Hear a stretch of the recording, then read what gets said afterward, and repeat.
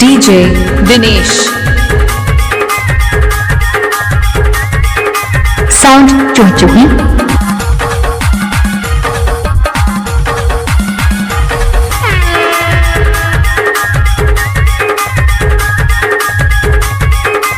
इलाका किसी का भी होगा, डीजे दिनेश होगा।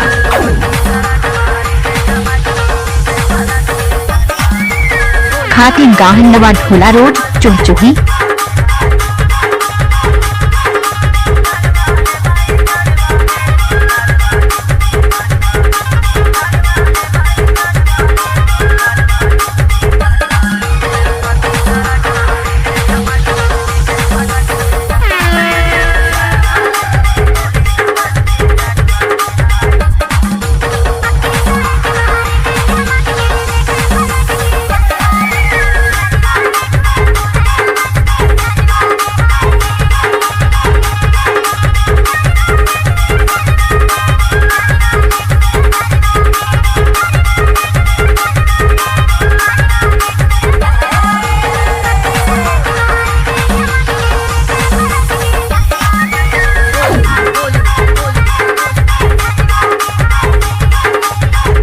साउंड चुहचुही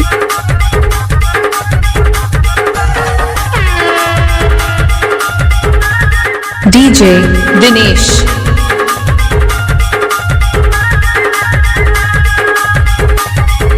इलाका किसी का भी होगा, धमाका दिनेश बस्ती का होगा।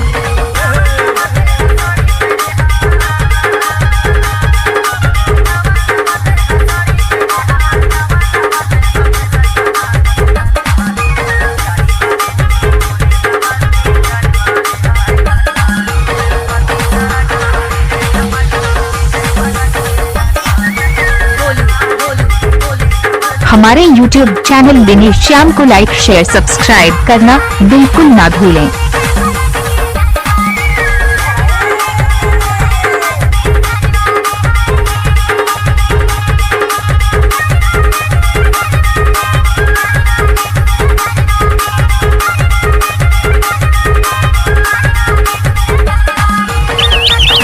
डीजे दिनेश